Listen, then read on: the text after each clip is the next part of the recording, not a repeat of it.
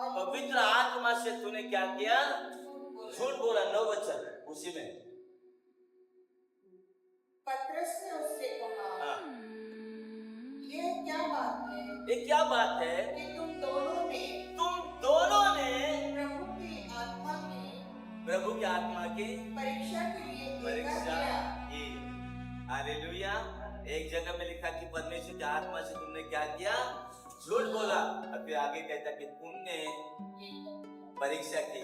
और आप जानते दोनों का परिणाम क्या हुआ? एक के बाद एक को गाड़ के आना पड़ा। आज हम लोग शायद शरीर की रीति से तुरंत नहीं मरेंगे, लेकिन मैं आपको यकीन दिलाता हूँ धीरे धीरे धीरे यदि हम पवित्र आत्मा को इग्नोर करते जाएंगे, यदि हम परमेश्वर के वचन को इग्नोर करते जाएंगे, परमेश्वर की बातों को इग्नोर करते जाएंगे, परमेश्वर की चेतावनी को इग्नोर करते जाएंगे, तो धीरे धीरे धीरे धीरे धीरे एक दिन हम आत्मिक रीति से खत्म हो जाएंगे। और जब कोई आत्मिक रीति से खत्म हो जाता है ना, वो ऑलमोस्ट स्पिरिचुअली डेड हो जाता है।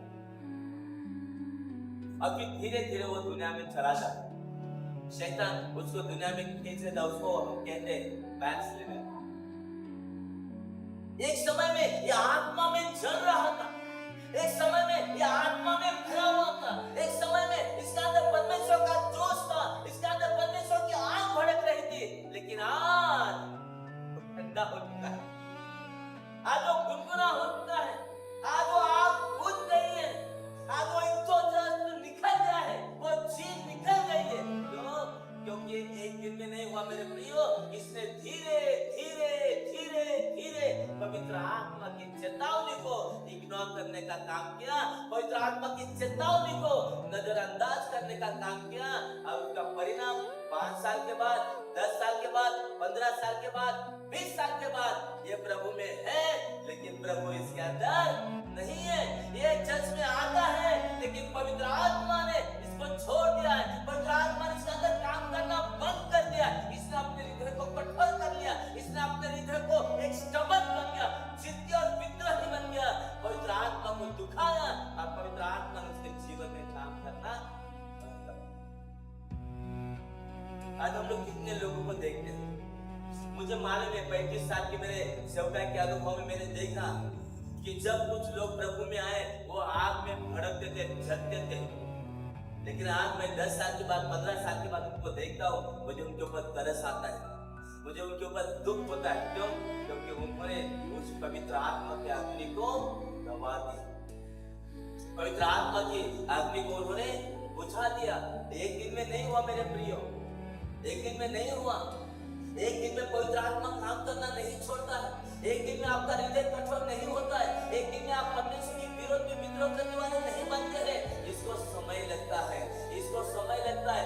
धीरे धीरे धीरे ये काम होने लग जाता है। जैसे जैसे आप प्रभु की वाणी को इग्नोर करेंगे, जैसे जैसे आप पवित्र आत्मा की चेतावनी को इग्नोर करेंगे, जैसे जैसे आप परमेश्वर की आवाज को दुर्लक्ष्य करेंगे, जैसे जैसे पवित्र आत्मा की आवाज को आप इग्नोर करते जाएंगे, आप देखेंगे धीरे धीरे धीरे धीरे आपके अंदर एक कठोर बना रहा है, आपके अंदर एक ठंडा बना रहा है। आप देखेंगे कि आपके अंदर का जो आग है वो बुझ गया है। एक जमाने में आप प्रभु के लिए जीने मरने की बात करते थे, लेकिन आज जब रिक्शा नहीं मिलेगा तो आप चल के चर्च में नहीं आते हैं। एक जमाने में पूरी दुनिया में प्रभु के वचन का आग भड़काने की आप बात करते थे, लेकिन आज थोड़ा पेट दर्द होगा तो आप चर्च में नहीं आते। एक जमाने में आप प्रभु के लिए पूरी दुनिया जीतने की बात करते थे, लेकिन आज चर्च से दूर रहने के लिए, प्रार्थना से दूर रहने के लिए आप बहानों को ढूंढने लगे। एक जमाना था आप सब कुछ छोड़ के प्रभु के पास आते थे, काम छोड़ के प्रभु के पास आते थे। अभी आप ढूंढते में यदि चर्च में नहीं जाओ तो मैं क्या बहाना दूं, पास्टर को क्या मैं बताऊं, हर बार ये नहीं बोल सकता पास्टर पेट दर्द हो रहा है, हर बार किसी को मार नहीं सकता हूं, हर बार ये नहीं बोल सकता प्रभु काम पे गया था। आप बुझ गई है, आप बुझ गई है। क्यों?